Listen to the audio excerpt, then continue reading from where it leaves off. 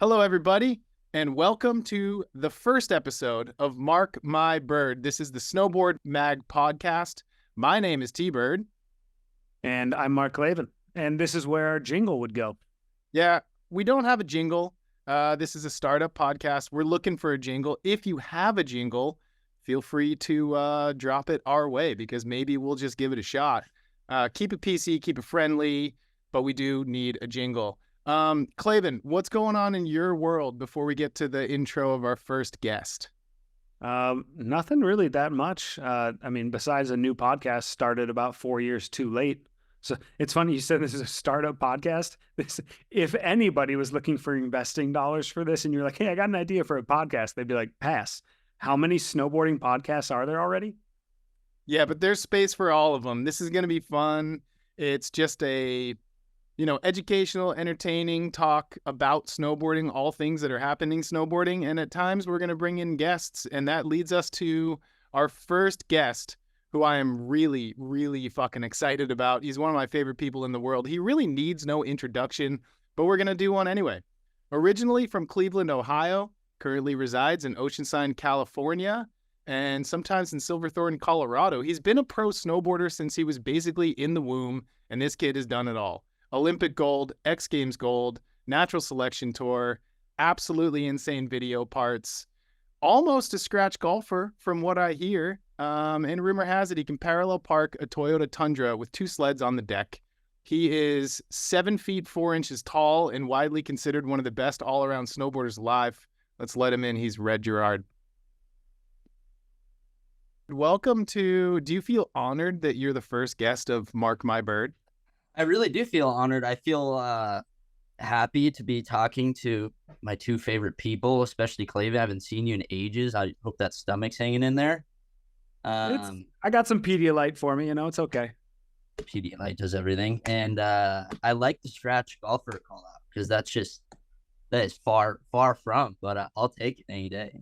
That's what I'm hearing. I think I was a little off on something. I don't think you're 7 feet plus inches tall, are you? With my ego, I am.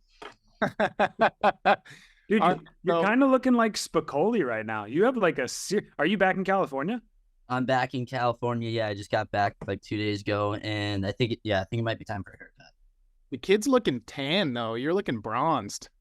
Yeah, well, me and Haley after NSD did this, like, it was like not snowing anywhere, and like the warm up hit, and it was like 50 degrees out of nowhere, and we just did a really quick 3-day trip to Mexico. So I think that helped a little bit.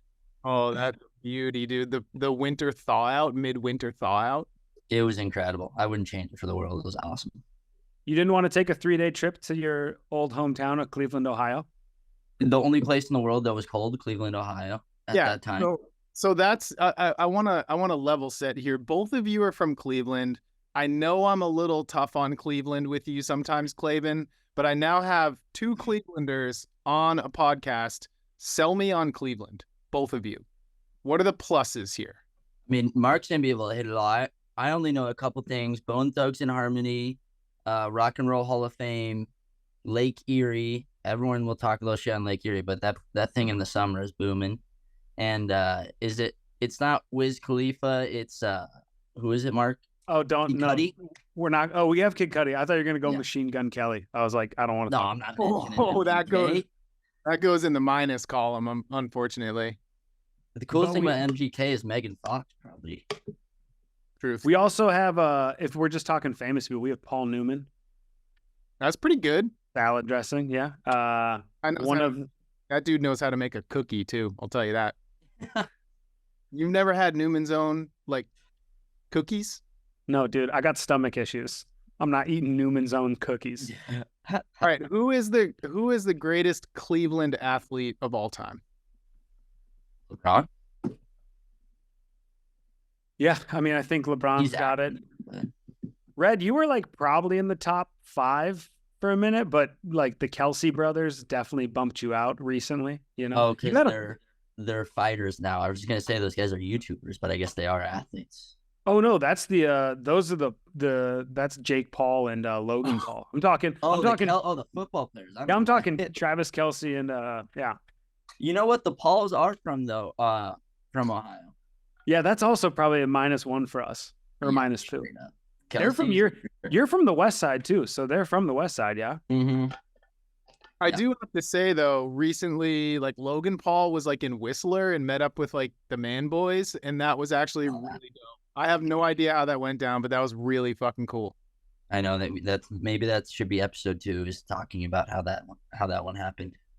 This So just becomes a Cleveland podcast, like right off the bat. So Reg, you come from a large family. Run us through the fam. Who's the fam? Yeah, I do come from a big family. Starting from the oldest, we have my oldest brother, Creighton Gerard, which is around 37-ish, I want to say. And then it goes to Trevor, which is 35, birthday coming up.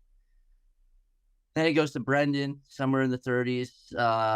Tegan is next, maybe 30 as well. And then my brother closest to me, Malachi, which you guys all know.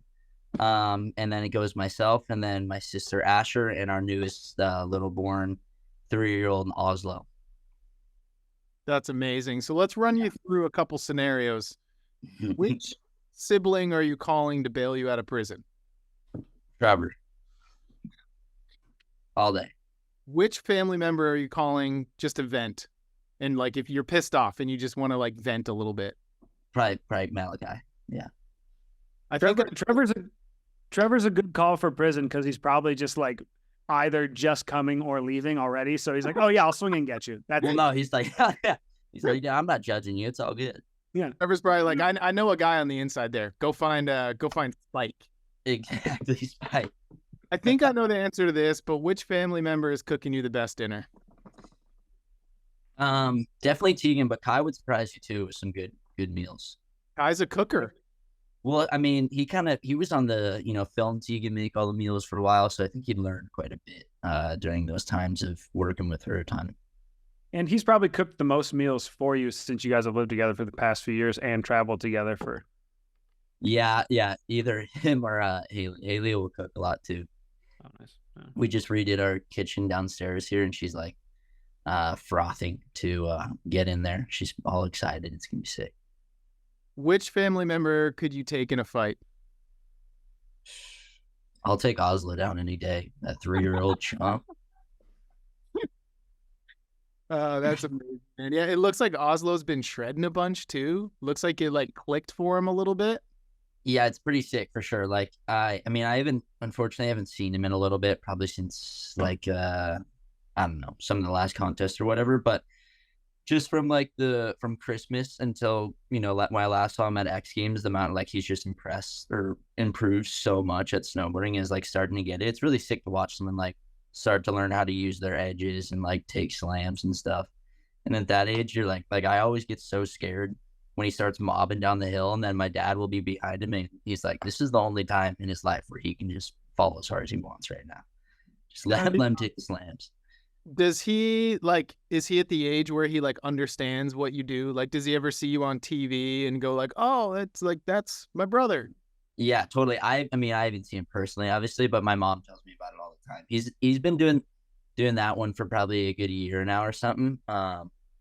But yeah, it's pretty sick. He's like fully just like becoming a human. It's nuts. Does he use that bar like for the snowboard or no? Nah. We've been just kind of dropping him at the top of the hill, not a big hill, and just kind of like letting him figure it out a little bit. There was a couple times we went to Telluride for Christmas this year. And there's a couple times I took him up on the chair and I'd snowboard with him and just hold him at like his hips and just like do turns with him to try to get him to feel it a little bit. Does anyone in your family have like the Gerard snowboard training of a child, just to obviously show like what you have? Jerry's a pro, was a pro. You have you.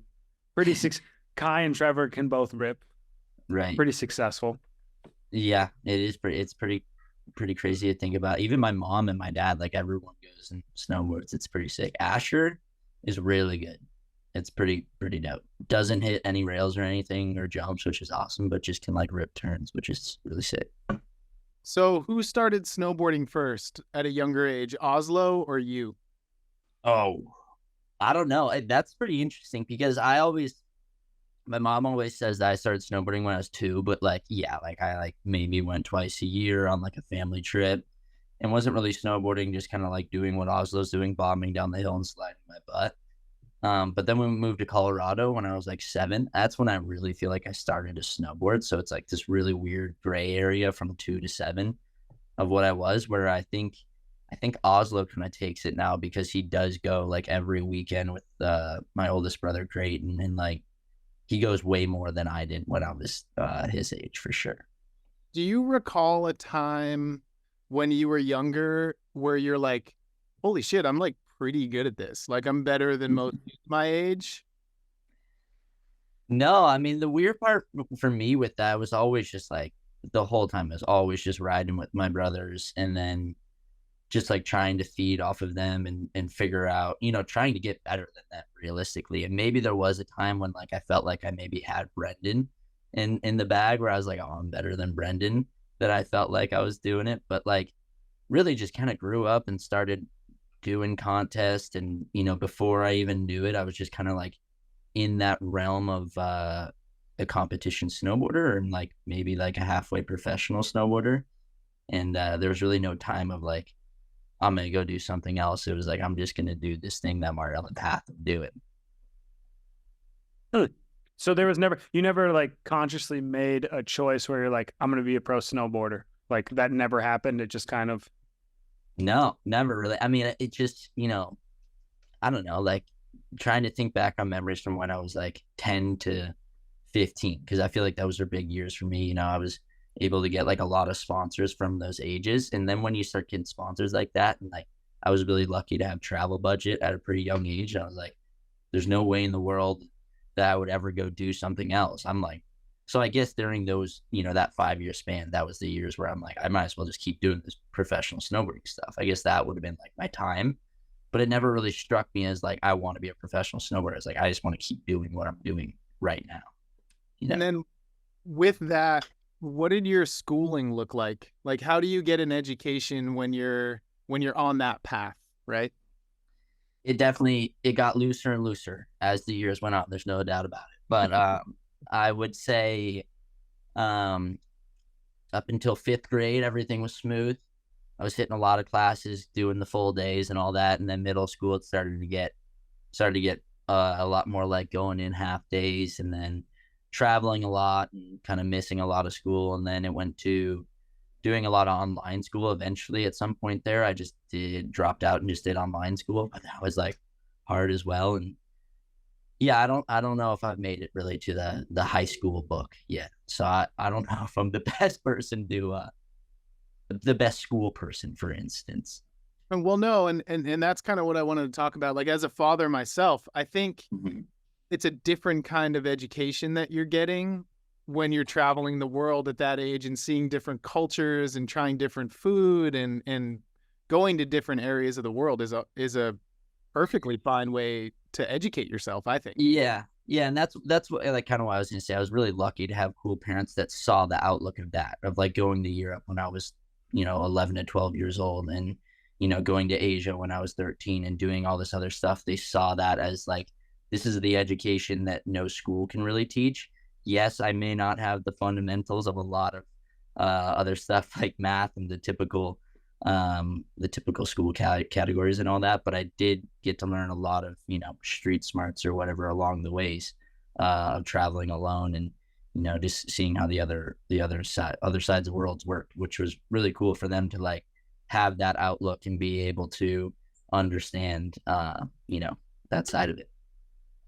Yeah, you have a house in California and I have a house in Ohio, and I went to college for 6 years. So I think you have plenty of schooling underneath your belt.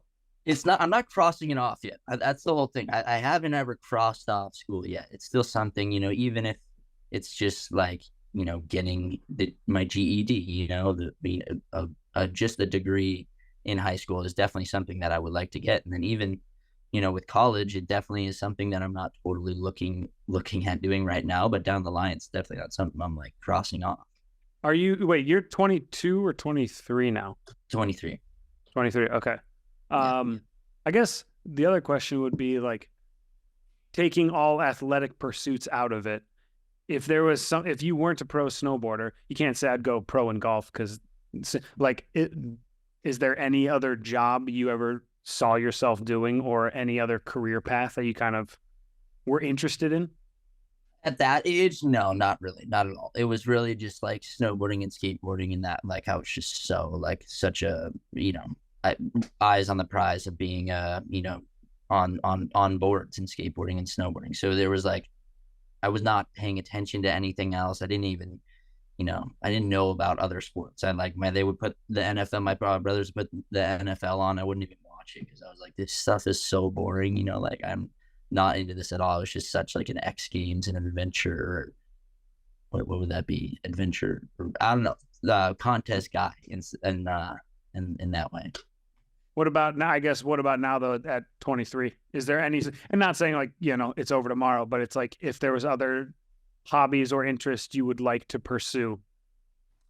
Yeah, I think there's for sure. I mean, I'm really still in the professional world. Like I love professional golf and all that, and that's something that like has always intrigued me. But just yesterday I was up in the DeKind office and just with the designers and stuff, and seeing how those guys work, and like the trial and error process of what people like and what people don't like was really interesting. Like I think I was probably only supposed to be up there for like 2 hours and ended up being up there for 5 hours, just like picking those guys' brain, because it really does.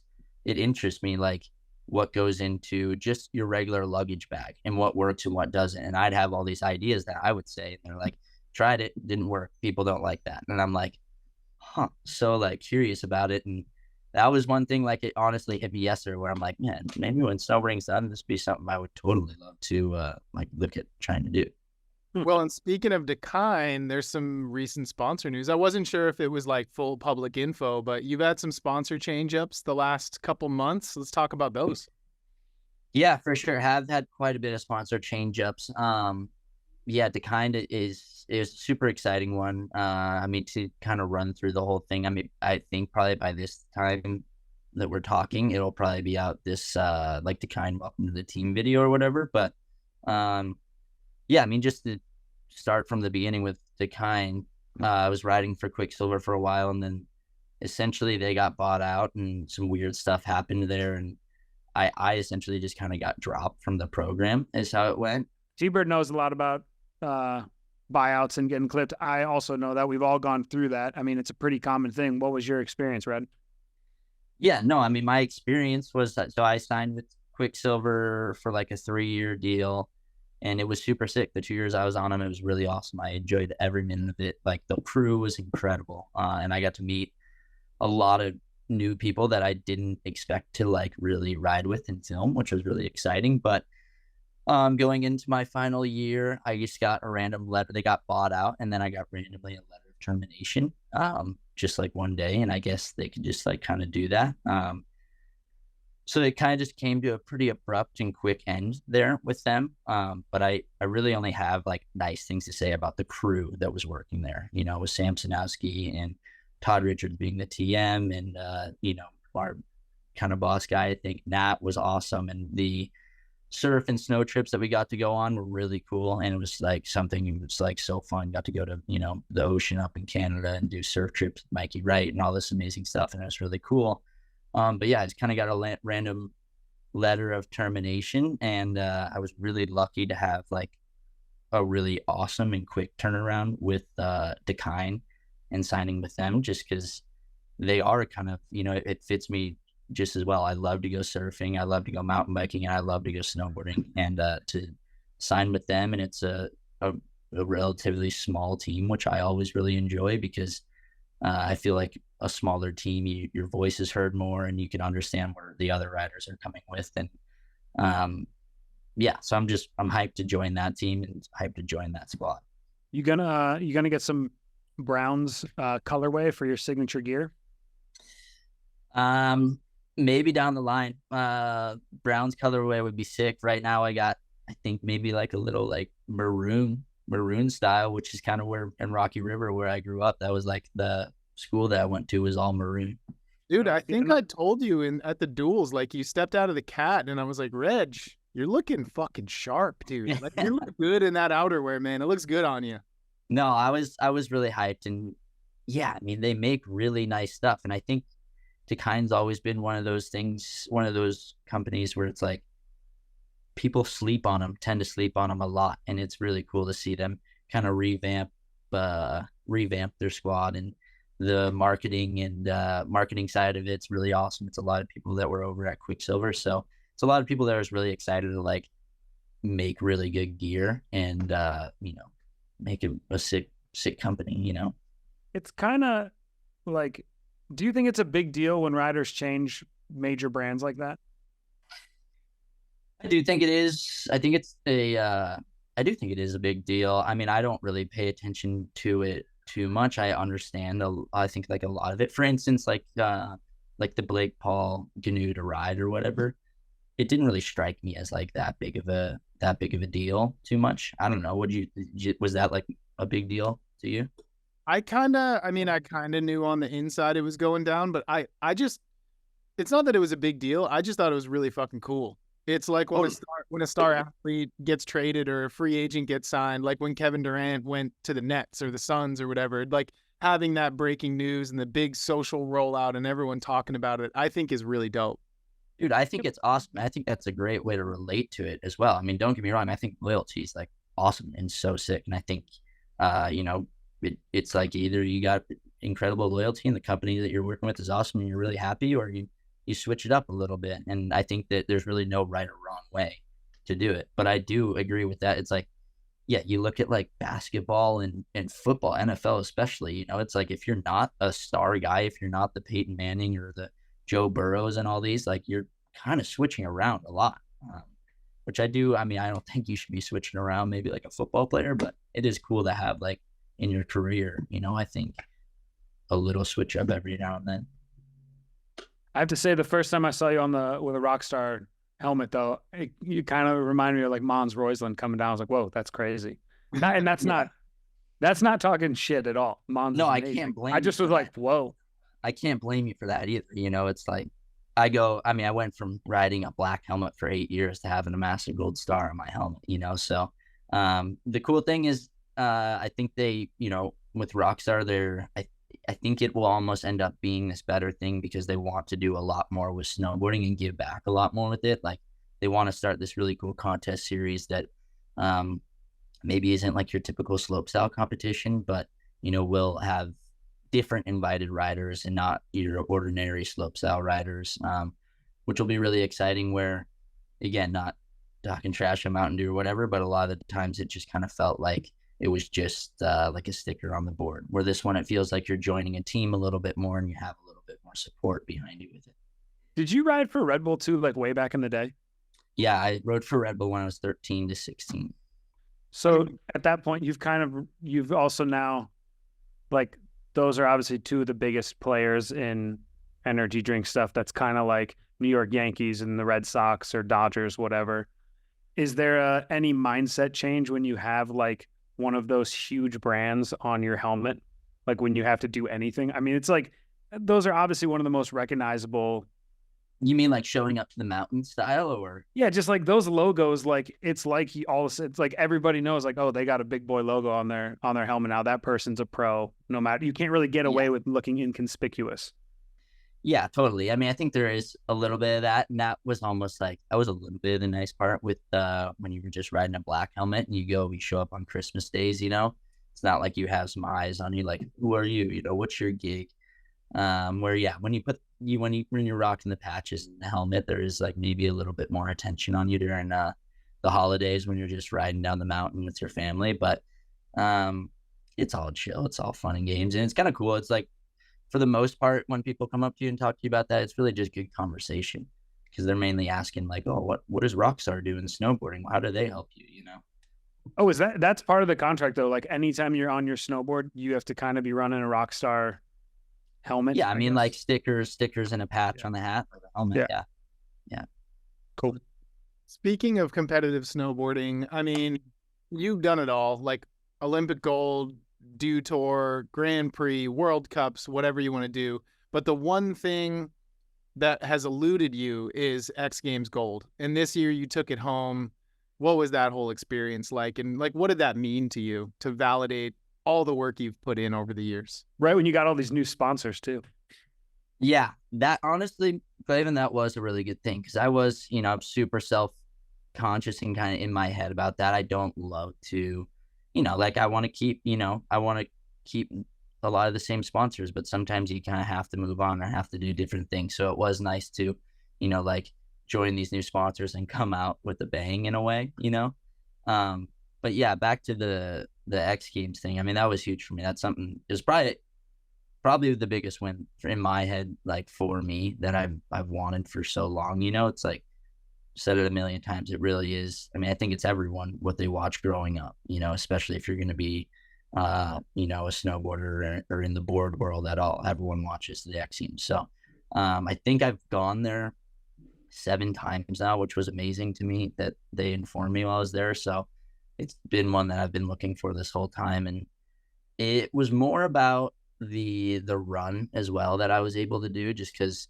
I try to go into all the like early season US team camps in Europe and all that with the slopestyle run in mind. And that was kind of the slopestyle run that I had in mind. So like to finally put that all together and land it there was massive. That's what kind of made it for me, How was the course? Was it a fun course to ride?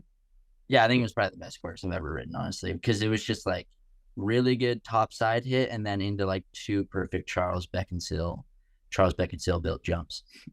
But yeah, it was really, really good. I mean, that one, we've talked about that one a lot. Like you really wanted that one and Kai was kind of saying how much you wanted that one for a long time. Yeah, it totally was. It's like, I don't know the word for it, but it's just been like the one that I really felt like I couldn't get a grip on. And like every time I went there, whether I did a good run or whether I didn't do a good run, it just like I couldn't get the result that I wanted, And I think one of the other things that hurts is like there's no excuse to do bad in that competition because we have 5 days of practice with snowmobiles. So it's like you really have the most practice that you could ever want. So there's no excuse to do bad in the event. And in past years they've switched up formats, but in past years there was like, I remember maybe the year before this or the year before that, they gave you 5 runs in the contest. It was like a jam format. So it's like, there's no excuse not to do your best run, So I think in the past times it's just been that like, the nail under the skin one, just because it's right there and you should be able to do it if you want. I was a little pissed that you waited for the first X Games in like 8 years that I haven't gone to for you to actually win it. Like the amount of times I've been with you after that contest and you're just angry drinking somewhere in Aspen, just sour, being in the best place in the world. Yeah. Dude, I straight up was like texting people. I'm like, the Kansas City Chiefs just won the Super Bowl. It just won the Winter X Games. Like, somebody check on Ryan Ruhnke. Like, where is Ruhnke right now? Dude, yeah, better day for him, probably, honestly. Like, shout out Ruhnke. Yeah. The one thing though, it was pretty sick to see because I've live streamed every single contest this year from my kitchen, basically, and like the emotion you actually let go, like when you won, like you like put your head down, screamed fuck. Like it was just like, you could literally be like, oh dude, it was really cool to see just because you could tell even from 3,000 miles away, like how much you wanted that. And it would like the relief you felt that it was done. Like it was sick. I was surprised you even did it as well as you did in natural selection. Cause I was like, dude, you're coasting now. Like your season's chill. You got your like little golden egg. Yeah, well, thank you. I appreciate you saying that. It was for sure. I mean, yeah, like, I look back on it now and like sometimes get a little embarrassed about it, but it really was like, just like, I couldn't really hold back anything. It was something that I just really, really wanted, Was it more special that was against McMorris? Sorry, Bird. Nothing. No. Yeah, I mean, for sure. It's like, yeah, it'd be without a doubt. I'm trying to think of like a relative thing or whatever. But yeah, I mean, anytime, not even in a bad way, the guy has won every single contest. So every time you get to beat Mark, you're like a little like, come on. But that's not like personal towards him at all. It's just like, you're the fucking best slopestyle snowboarder ever, you know. And it's like if you get the opportunity or get the chance where you do better than him, you're like, whoa, that was crazy. Are you generally a competitive person? Like if you and I were just playing basketball, would you just click into a different mode and be like, fuck it, I'm taking Birdman down. Like I'm going to win this fucking game.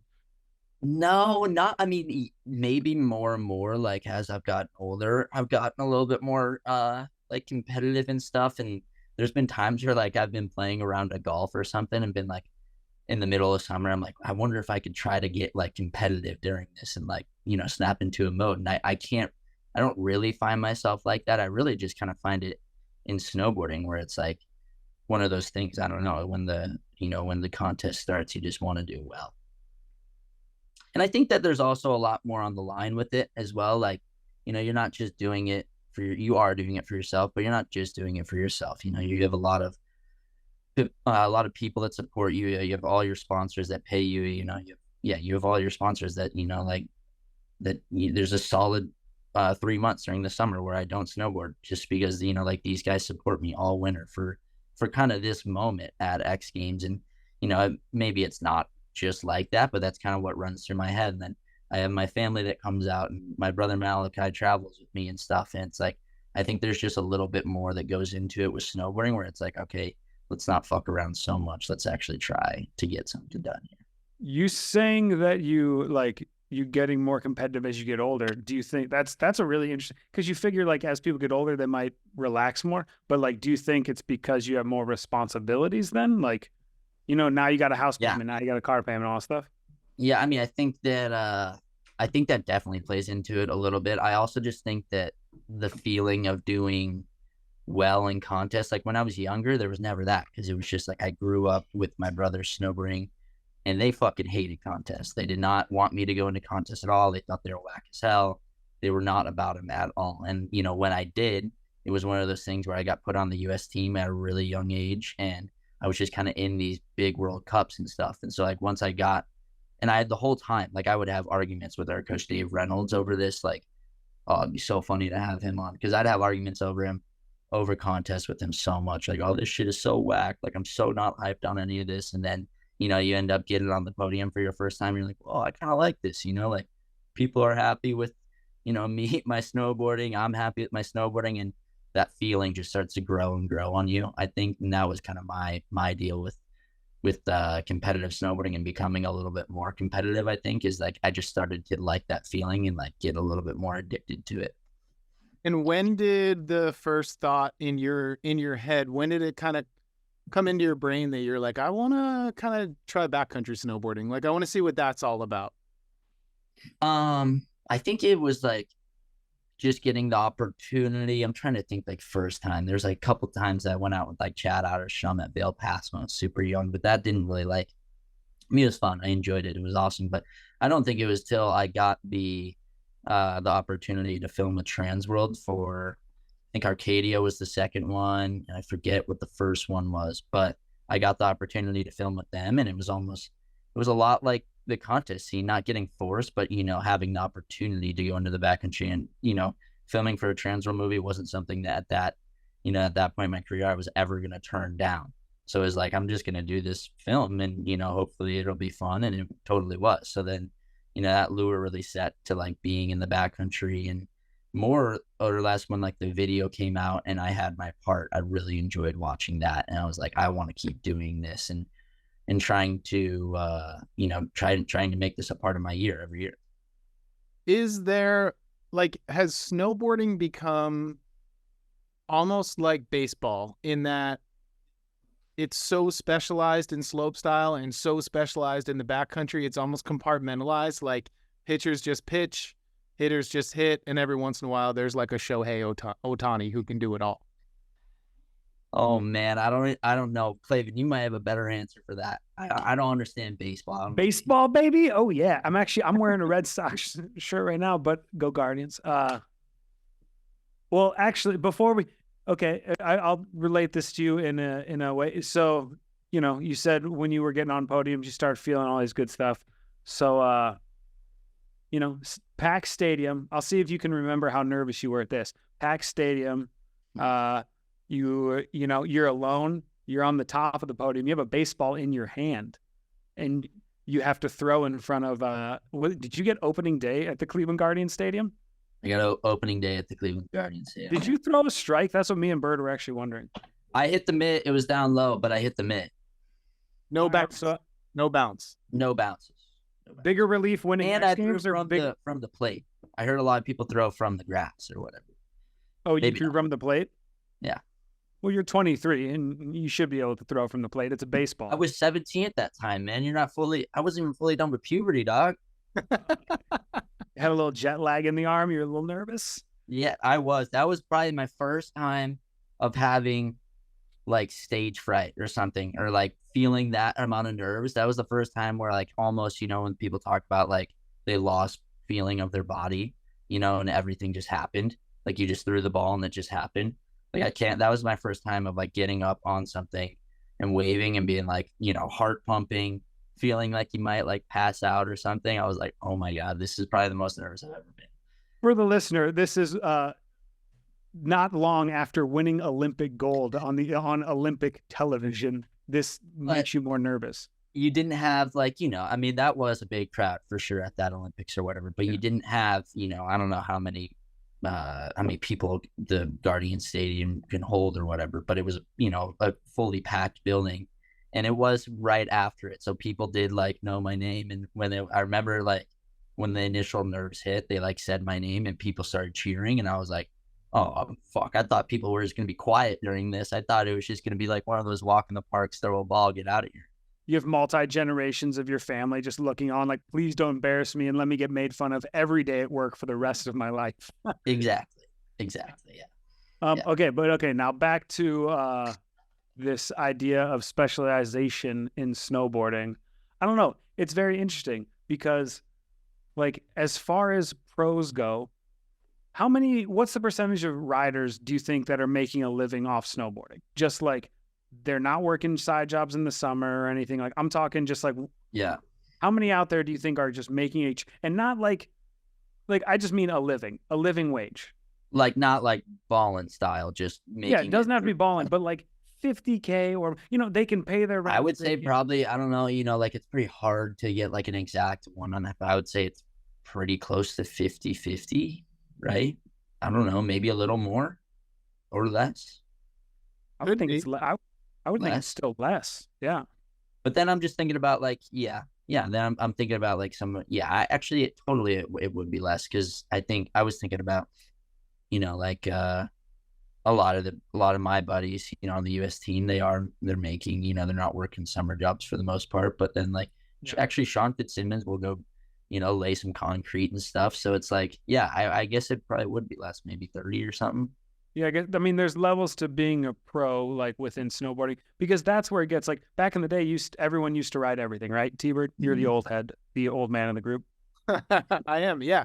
It's interesting because back in the day, starting with JP Walker and Jeremy Jones, right? They proved that you could ride backcountry and then you can ride street. And then slopestyle came along and you had Kevin Jones and he could ride street, ride park, and ride backcountry. But now it's gotten to a point, I feel like, where the level of progression in slopestyle is so fucking crazy that you have to spend more time doing it, which in my theory then gives you less time to go sledding and work on like the backcountry aspect, or go in the streets and work on the street aspect of your profession. Yeah. And that is an interesting thing. I was actually talking to Lance Hacker about this a little bit yesterday, but I think there is a lot of that right now in snowboarding, or I can at least speak on like our behalf of like slopestyle. There is a lot of people that aren't funded that well in slopestyle and are putting their lives on line and learning these 1800s and these 19s and all this and doing all these crazy things, but it doesn't relate back to the viewer, where it's like they get all bummed because they're not making the money and they're not doing this, but they're also not filming video parts. And it's like, yeah, it does take more time, but you still can do it, like you don't have to just run the park in between contests and keep upping these tricks and stuff. You could go and film a video part and try to get, other people, not just contest people, to, support your snowboarding and make it more relatable back to the viewer. So that's where I think, that's where I just kind of think it's like, it doesn't really make all that sense to be working that hard in slopestyle and be working and trying to learn all these tricks when it doesn't really relate back to the viewer as of right now. So it's like you got to split up your time, and that's just kind of how I try to do it. It's like it is really hard to come from filming in the backcountry and then go into a contest, but it's just kind of what you sign up for, or at least what I sign up for. And And do you find that like there are things that you do in slopestyle that you can take into the backcountry, and there are things you do in the backcountry that you can kind of apply to the slopestyle world? Yeah, for sure. More slope style into backcountry. And it kind of goes both ways. Sometimes you'll ride with a lot of backcountry riders that don't ride the park ever, and then they go and they try to get into like a jump session, and they are trying like a back 10 or whatever, and it's just like they've never tried this before, where like it is really, I think, even if I were to ever get out of slopestyle snowboarding, I would always still try to go to these year up camps that I go to, because it's such a refresher on tricks. And that's where like taking slopestyle tricks, just 1080s and 1260s and stuff, it helps so much going from doing them on hard pack where you can almost land them every time, or you got to try land them every time, into the backcountry. Helps a ton. why do you think less people make that jump into multiple disciplines? I mean, a lot of people funding or not funding, you were finding a ton of success in slopestyle in one discipline. You could have easily stayed there, and you're still at the top. You just want, haven't fallen off or anything. You're continually at the top, but you also then branched out and went to a different discipline. Why don't you think we see that more? I think that a lot of people don't have the opportunities that I have. So like, well, you were saying that kind of reminded me of a lot of things. I was really lucky when I was younger to have that opportunity to go film with Transworld and have Bjorn Lines like kind of show me those 2 years in the backcountry. I don't think a lot of people have that. So I think that is a huge reason why they don't take that jump. And then also I think one of the reasons is that like it takes a lot to like put together a slopestyle run. And I think that a lot of people are maybe just more focused on figuring out that slopestyle run during the season than rather jumping around, And not to say there isn't, there is a lot of people in the slopestyle world that are jumping around. So I'm not like taking away credit from anyone else, but there is a lot of people that also just ride slopestyle throughout the year. And so but I think it's hard not when you don't have that opportunity. I think it is a lot harder, because it's like, we know so many friends that have been in avalanches, and so many friends that have gotten hurt in the backcountry, and there's a lot of training that goes into it. And you definitely don't want to come out there completely green in a lot of ways. So it's like, I think, that at some point there does need to be a little bit of opportunity or a lot of hard work. Question for you. I've been in the snowboard industry for 20 years, and I've heard it for so long. It's like when, the double cork came out, they're like, okay, that's it. It can't get crazier than that. And then the triple cork comes out, and people have always been saying like 1080, it can't get bigger. 1260, it's not going to go past that. Triple cork 1440, it's not going to go past that. We're now at the point where, you got, 1980s, 2100s, like there's some crazy shit going on. Is there a personal cutoff for you where you might be like, yo, timeout. Like, I'm either unwilling to do this or I can't make this look good enough, so I just don't really want to do this anymore? I've had personal cutoffs all the way from 1080s, and then I've given in on them every single time. Another funny Dave Reynolds like time where he was like, you'll do a 1440, I guarantee it. And I'm like, fuck you, no, I won't. Getting in arguments with him, and then you end up doing the 1440, and the 1440 came around. I was like, no way, I'm doing an 1800. And I think we're past the point of making them look good, in my opinion. Like, I can't say that I love, the way that like my 1800 looks or some other people's, but I don't know when the cutoff will be. I think that with how big the jumps are getting, or how small, I should say smaller, because they really are getting smaller. For the most part, they are getting built better, I think, so it's equal amount of airtime. But I don't really see a point when you can go past the 2160, and I don't think the 2160 is doable a lot of the time. I think that the 1800 can be done for the most part on pretty small jumps. But back to your question, for me, yeah, I don't know. I don't see myself going past a 19. I would be all right with learning a 19 and learning some more, maybe like a frontside 18. I can't do that, but I don't see myself stepping into that 2160 range. I did a 360 in my two-wheel drive 1994 pickup truck this winter on a street, and I don't like. Obviously, I've done it on my snowboard too, but for some reason, thinking about spinning 5 to 6 times in a truck, like just out of control on an icy road, and then just put yourself like 40 feet up in the air, that is terrifying. Well, Dude, the thing that's been happening with me this year, I've been getting like so dizzy going down the run, like so dizzy to the point where like in the middle of the run during practices, sometimes I'll like pull out of going into the last jump because I'm like, I can't, this is too much, you know. Welcome to getting older. I can't ride the Peter Pan ride at Disneyland right now because I get vertigo. Pan ride? I'm sorry, Mark. No. Well, that's just life. Laban, let's level set here. Like, you're a man of steel, literally and figuratively. You're a rail guy, right? Yes. But you know, like people always ask the question, they're like, when's this all gonna catch up to you guys? Like, you know, like Red, you're flying Didn't over. my you're little crashing sister all the time. beat you in a game of snow in the backyard? She did, but it was a little unfair advantage. I wasn't acclimated to the elevation yet, you know. Yeah, But no, everyone always asks, like, when's this going to catch up? I can tell you right now, Red, your lifestyle will catch up to you at 31 years of age. Everything just starts breaking down. I could see that happening. I can understand that probably, which is sad. Don't listen to him, dude. I'm 43 and feeling totally fine. Mark's just... And you're still dude, you're still kicking it, traveling around. Oh, yeah. He probably stretched a lot, like when he was in his late 20s. No, I didn't. Cleveland boys don't stretch. I didn't start stretching till I had my wife had a kid, like 35, 36. That's when I started taking it seriously. Nice. But speaking of Mark on steel, I do quickly want to talk about post AK natural selection last year. Clavin pulled the trigger and decided to go on his first ever snowmobile trip in Whistler. And I want to hear directly from Red. How was that? I mean, it was great. I enjoyed every little bit having Clavin. You should have seen the arguments we got into at nighttime. And we were both very opinionated persons. It was pretty funny to get into our arguments, Mark, but it was actually the best. I felt like I was arguing with one of my brothers or whatever, but he did great on a snowmobile. And I was looking forward to this season because he bought a truck and then he was going to buy a snowmobile. And I'm like, dude, you didn't become a professional at this stuff. And then the damn stomach bug came in on you. Yep.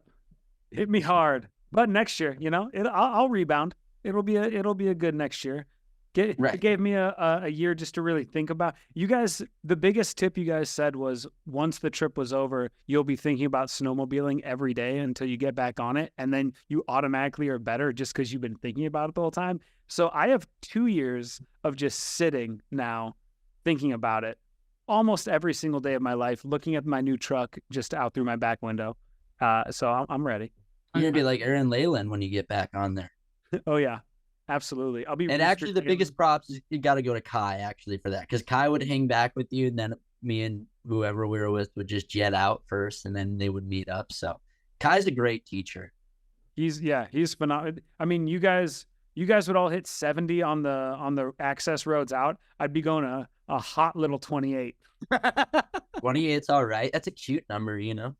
Dude, I still almost whiskey throttled off like one turn, like almost. Kai like came up and like kind of like hit me on the back after one and was like, "Hey man, don't do that again. Like I don't want to lose you." I was like, "Oh, okay."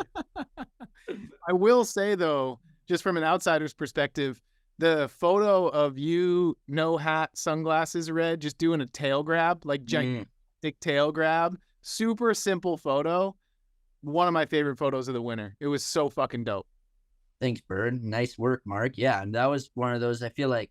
Hopefully, and I have been lucky enough that every year you get one session like that where it's like everything's working. The jump's perfect.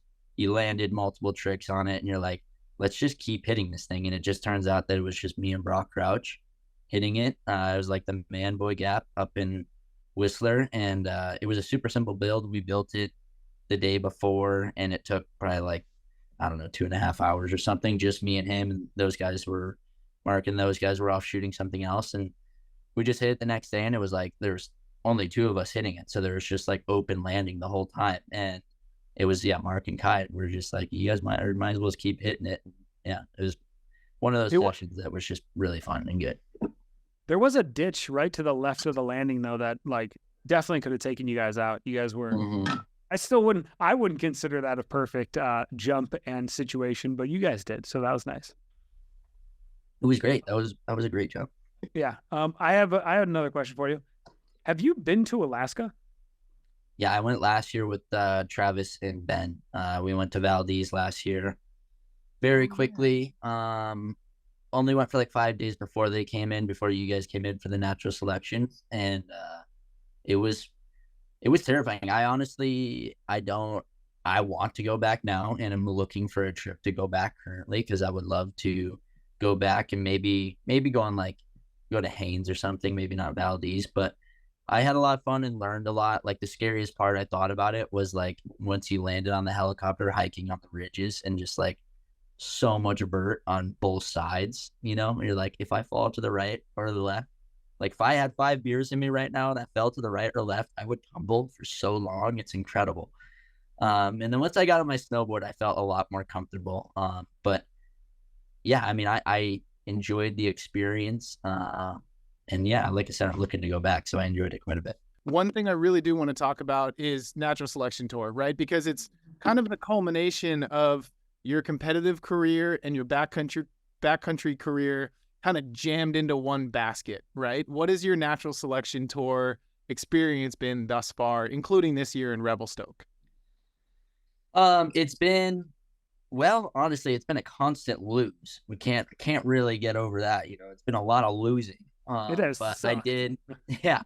It's been most I've lost in a while or whatever, but it's been really entertaining. Last year with the duels with Travis Rice, I know that there's a lot of negativity in a little bit of ways towards the duels, especially that year. But I enjoyed it because like I went up against Travis, and you guys all know how Travis works. He just kind of takes control. So I just kind of flew in.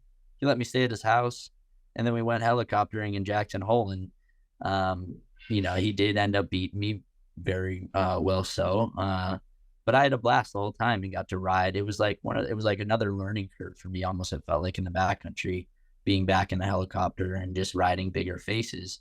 It was more of just learning to me. I got to pick his brain, and it was really fun. I didn't come out on top, but it was whatever. I understood that. And then this year I got invited back, went up against Austin Sweeten, lost again. But it was again a really fun time. We got to go to this cat skiing operation, and we didn't run it till like one of the last days of the window, but we rode like Colorado cold smoke the whole time, and it was super fun. That one was really sick. I thought it was a really good battle that we had. It was like pretty close, and ended up winning the fan vote to go to Revelstoke. And that was like, it was cool because I've always wanted to make it to like the main event of natural selection and experience that. And I did get to do that this year. And it was really fun to be there with those guys. And again, pick everyone's brain about their experiences at NST, and, like how to go about the seating event, and, all these things. But I enjoyed the course a lot there. I thought a really good snow. And it was sick to ride actual like man-made poppers that Craven and his homies made earlier that summer with fresh snow on it, because it almost felt like it was the most I felt like riding a slopestyle course on a big mountain, which was really, really fun. Well, what are the challenges? Obviously, like we're so used to the slopestyle, big air, and half pipe judging, right? Because it's been like the same standard for 15 years now. What are the challenges of trying to apply a judging criteria to backcountry snowboarding, because there's more variables? Mm-hmm. Yeah, I mean, I think you kind of said it right there. It's just hard. It's a different game. You can't really relate a lot of the things from a slopestyle contest to a backcountry contest, because it's like you go switch in a slopestyle contest, it's just another 1260 in a lot of ways. But you go switch on a backcountry setup and it's completely different. You're riding your own natural way, and the stuff that is hitting you at, right in the foot and wants to take you over the handlebars. And it doesn't really necessarily matter what kind of spin you do. It's going to be harder no matter what. So I think that's always interesting. And then, there's like cliff aspect, like you saw Gerard Elson and Sage Kotzenberg and Revelstoke and Dustin Craven, all these people that stepped into the big lines of stuff and, kind of opted out of hitting the jump features, but they went to a more technical side of riding and airing off these cliffs and navigating navigating in rocks and trying to figure out your line. It's like, that's really hard and it should get judged really well. And then, like the other thing is like, you don't get to practice with natural selection and in slope style, like X Games, for instance. Like I said, you get 5 days with snowmobiles of riding the same course. So it's like a lot of time. I was telling Travis after Revelstoke, I was like, man, are you happy just to be like not looking at a photo of the course on your phone and trying to pick out lines? So that, that's like a whole new aspect. Like you really don't know how things are going to be until you ride them, which is cool. And that, like I said in my Instagram post, it was really refreshing to do a different contest than slopestyle in a different format. And Clavin, Red and I are so married to it because we were there. We were part of the whole tour this year. Like, as a viewer, what was your take on NST? And what's you chime in on, like, can backcountry snowboarding be properly judged at this juncture? Well, I'm just a fan. I'm not a judge expert, so that I'll give that hot take in a second. But all I do have to say is, for Red specifically, you lost 2 duels in a row. Mm-hmm. Which is basically a scratch because no one really watches duels. They are very confusing and hard to find, and just like the goal that NST has is in the live snowboarding. Like the duels are kind of a letdown normally, and I'm not on the paid. I'm not trying to get into NST as a rider, and I'm not paid. So you can say whatever the hell you want. I can say whatever I want. So duels to me, losing 2 duels, who cares? No one saw that, doesn't matter. And you went up against Travis one time, so that's even funnier just to do that. Getting into NST this year, I've said it multiple times on public channels. It was by far the best contest of the year. Not without its issues, but like everyone's talked about the live stream stuff to death. So who cares about that? The only one that really should actually still care about it is, I guess, Red and Travis and whoever else really had to wait that like hour. Yeah, and honestly, I don't even think it was that big of a deal to the riders at the top. It was the one point in that day when it actually got hot and the sun came out. So it wasn't like we were freezing up there, and that was not that big of a letdown to me. Exactly. You guys stand in the cold all the time, and like realistically, what's better, an hour longer of a live snowboard contest or not? Like, I'm down to continue. There's not many live contests left that I can sit in Cleveland, Ohio and watch, knowing snowboarders all around the world are watching it. So the more the merrier. I hope next year they have 2 blackouts where it cuts to Todd Richards for 35 minutes to talk. But I will say real quick, like, fucking huge shout out to everybody in the booth in Santa Monica, because I've been in that scenario before on a smaller level. Like maybe it's just someone injured in the pipe at the US Open and Ski Patrol's got to go tend to him, and they throw to, me and Salema and Jack Matrani, or me, Salema and Mary or something. And they're like, just talk, just keep us live and talk about whatever. And it is so much fucking harder than it looks. Sounds like my worst nightmare. Yeah. It's tough. Yeah. That sounds like my worst nightmare. Yeah. It is it's an interesting thing, NST, and I think it's something that will just get better and better. There was a lot of talk of like, I did sit on my couch for 7 hours, which, that probably isn't the most epic thing or whatever. Maybe there's some way of figuring that out. That I don't think the judging at that point of that contest was exactly perfect for a lot of people or whatever. And like down the line, I'm sure that'll get more figured out. It's just in such an early stage, I think, of its career that I try not to like get bummed out with, or try not to like, get bummed out or get pissed with what's going on with it, because I think it will just grow and be better eventually. Well, also, wait, let's just circle back to T-Bird saying it's a nightmare scenario to have to be told to talk for a half hour. And yet now you're doing a podcast. No, we're not live. We're not like live to the world. Oh, okay. Oh, okay. You Sure, like sure. this is going to be edited. This is going to be cut down. And this is a casual conversation. We don't have any sponsors, so we don't have to hit any sponsor deliverables or anything like that. When you're dealing with a live broadcast and someone says in your ear, just talk, you're instantly kind of like, fuck. Oh, we got a hydro flask hit. Hit us up. Yeah. Honestly, that's a really good person for you guys probably to hit up. Yeah, we need to take sips in between talking. Bullshit. Yeah. Clavin, Okay. Yeah. Wait. You want I to? know you've wanted to talk about this for a while. It's your kind of hot take on judging, and I think no better guest to have in this conversation than Red. So go for it. What would you say to the sentence, bad judging is good for snowboard contests? I would say it's terrible for the riders. I would say it's good for snowboarding because snowboarding's being talked about more. Yeah. Like it's more, I mean, it's the same thing as like any publicity is good publicity, right? Is what you're kind of saying? Yeah. And just like, but to be honest, snowboarding, like a lot of major sporting, like NBA, okay, I'll restart. A lot of major sport associations, MLB, NBA, NFL, like there's drama. They sell storylines very well. Snowboarding and action sports, like if Mother Nature doesn't show up with amazing snow, which NST's been blessed with, like they always get lucky where like the snow looks super sick on the live day. But like if that's not there, like snowboarding doesn't have that, and that's not like any knock towards the talent that's on display or any of you guys. Like it's just there's not that much drama. Like yeah. So no, I agree. I mean, there isn't that, and like I think everyone's trying to figure that out. I feel like in the action sports world, that's been the word I've been looking for this whole time, action sports world.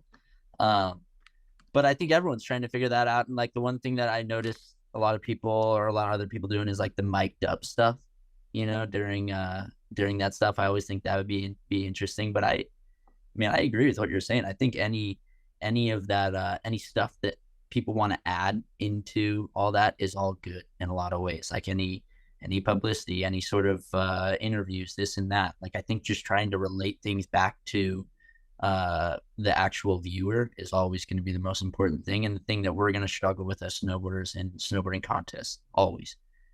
Yeah. Like having locker room interviews, like you guys are like taking off your boots in the lodge and someone just a camera in your face and just like being like, so what did you think about that third turn? Like, sure. Yeah. I mean, yeah, fuck it. I mean, what you can't really do too much wrong. You know, it's like, it's just, if you want to try it, go for it. What would we hear mic'd up of you going down a slopestyle course or the natural selection course? Crazy grunts. Fucking crazy grunts. And then if I fall, fuck every time. Fuck.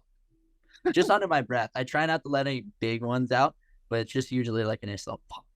I think to make duels more exciting, you should do mic'd up duels where both riders go down at the same time. So like, and they have to drop from like within 6 feet of each other. You're pushing and shoving. You're like rushing toward the one feature that both riders want to hit with fresh snow. Yes, or maybe like, because don't they do that in what is it, parallel giant slalom? Like, isn't there 2 snowboarders going at the same time in something? Yeah, border cross. I want to hear that where they're just chirping at each other. Let's do that in the backcountry for duels and make it. Honestly, it's amazed me that border cross isn't bigger than it is, because it's like the only thing in snowboarding that is not judged, and it's a clear winner, and it's fucking badass what they're doing. Like I'm guilty of it too. I only watch it when I'm at the 2 times I've been at the Olympics. That's really the only time I watched it, and it's exciting as hell every single time. Well, and it's I'm so glad you brought this up, because border cross could be fucking awesome if you have the right characters. Like, when was border cross talked about in snowboarding? When fucking Sean Palmer was doing his thing. Mm-hmm. You know what I mean? Like, when I heard that Scott Blum was going to try to qualify for the U.S. Olympic border cross team, I was like, I'm going to follow border cross religiously, because it's missing those characters. It's almost like it's taken a little bit too seriously, where any other snowboarding, if you take slope style too seriously, you can be a little kooky. If you take backcountry riding too seriously, be a little bit kooky. You gotta like just have a little bit of nonchalance to it and put your own personal like style and spin and take on it, and it could be cool. But dude, bordercross could be dope. You could have a world bordercross tour that could succeed.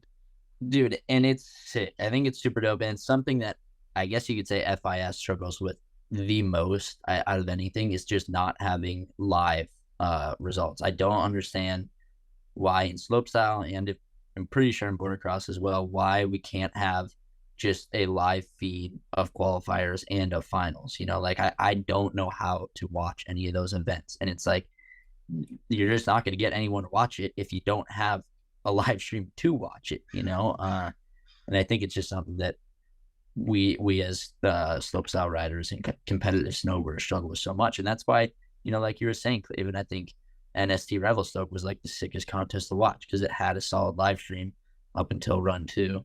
But yeah, it eventually came back. Oh, actually, I guess no, it didn't. You got, yeah. Ouch. For the record, I'm not a judge. I did rewatch the terrible feeds. I want to say, like, I think the tie on your guys' second run, not a bad call overall. Maybe I think I would have to rewatch the first runs. I think you might have edged out in the first. I probably would have put you through, if not just for the storyline. But now I care way more that hopefully you guys get pitted against each other next year, and I can watch a battle. But yeah, totally. And like, even speaking on that, it was like I wasn't bummed. I was kind of bummed at the end, but not like terribly. The only part I was bummed about that matchup against Travis was just the first runs, because he had that like clear fall at the top. And then, you know how I understand where like the puff up and the edge out could have seemed like a thing. I never felt it happen. But I guess if they were judging on that, then it's a little bit different. But I just felt like I beat him the first run, and then the second run tie up I thought was pretty accurate, honestly, because I'm like, he took more risk. He did that really good back 7 nose. Did do that like front 5 open up or whatever. But I mean, like you said, it's all fun and games. And I got to talk to like Connor Manning a little bit that night.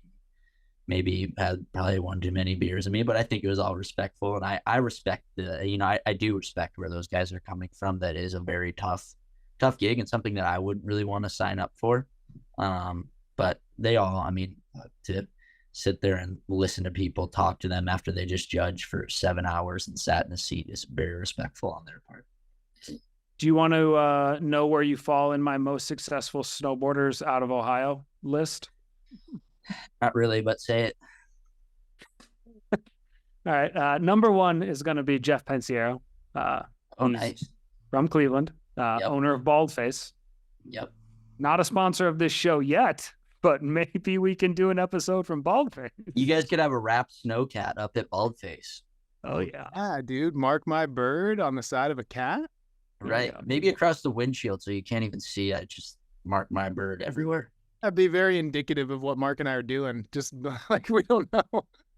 You guys should create this podcast, and you shouldn't talk about anything. It should just be commercials and sponsors the whole time. Yeah.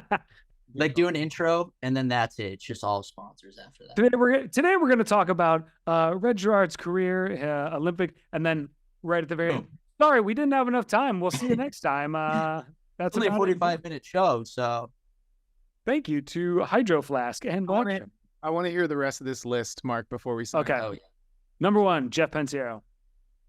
Number 2 and number 3, LeBron James' sons, because every year they go to Aspen or somewhere in Colorado and they upload like a couple edits. And to be quite honest, they're going to do very well for themselves in the NBA. They don't even have to play a game, and they're already more successful than any of us, just being the son of LeBron James and snowboarding. Number 3 or number 4, I guess, would I'm going to go with your brother, Brendan. Wow. All right, sweet. He kind of trailblazed for you. He did. No, I agree. I think that's awesome. Without him, you'd number 5, since we're going Ohio, so far that was Cleveland specific. Number 5, we're going to go Louis Vito. Once again, came before you, sent me about 30 pairs of underwear because of his deal with Ethica just about 2 months ago. So thank you very much. You have to plug him. Yeah. Honestly, with my stomach issues, it was a godsend. He didn't even know it was happening. He is my guardian angel, even though he once told me to never snowboard again, but we'll move past that. And then you're sitting there right around number 6. And then number 7, Corinne Pasella, rising star Roxy snowboarder winner from 2012. Okay, so I like that list, but based on your list, the Paul brothers should probably be in there because they went to Whistler and made an edit with the Man Boys and Mark Solers and all them. So I say they should probably be in like number 3 to 4 range. Yeah, they're knocking you down a slot. You're almost in the play-in tourney. They just hit 6 and 7, so you and Corinne have been bumped to 7 or 8 and 9. Okay, I like that list. I'd like to put myself at like 11th because I like that number. So just if you can find more people to knock me down, that could be really nice. Yeah, well, I'll just call in some NST judges, and then they'll just knock you down a few more spots, and then we'll be good. Perfect. Thanks, Mark. Jesus. Yeah, Reg, we can't thank you enough for your time, man. As I was saying before, I can't believe you're like in your early 20s. You've been doing it for so long at such a high level.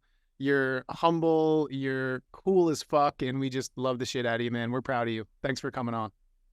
Well, thank you for having me, and I'm also very proud of you guys. It doesn't matter how many snowboarding podcasts are in there. You look at all the other sports, there's like thousands of podcasts. Why not add another? It's awesome, and happy to be here. I think there was actually 3.2 million podcasts as of last year, and snowboarding's got 4 or 5 or something. Yeah, about like 3.1 million are 2 white males talking on podcasts. So we're just really playing the odds here. I like it. Let's do a live show sometime. Yeah, man. Red is just, that kid is fucking something to behold. He's such a good dude. I love that kid. I'm so proud of him. It was fun having him on today. For sure. Episode 1 now officially in the can as well. So, I mean, nobody better to start with, I guess, than Red. Besides the fact that we're learning and we're gonna have to probably reuse him again. Let's give ourselves a grade. A to F. How do you think we did? I'm kind of at like, Red was an A+. I think we're like C+, maybe at best. Hey, that's still a passing grade. I'm more of a pass fail right now. I haven't had to take a class in a long time, so I'm gonna say we passed, but just by the skin of our teeth. Okay, let's keep it pass fail for now. But Clavin, thanks, buddy. This is fun. I'm excited to get this thing off the ground. What do you got in store for the rest of the day? What's your day looking like?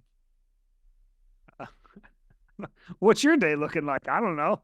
I got a lot of shit I'm doing, man. I'm gonna try to go to the gym. I'm gonna pick up my daughter from swim class, and then I think we're gonna go out and get some ramen for dinner. I think that's our plan for the day. Wow. I'm gonna eat a banana with some peanut butter. Might go for a walk. Finish up some stories that we have to do for snowboardmag.com. And that's about it. I don't have a kid, so I have a pretty open schedule. Yeah, you do. I can do whatever I want, whenever I want. I know you can. All right, buddy. Well, I'm sure I'll talk to you the next couple hours, but till then, nice work. Later. Later, brother.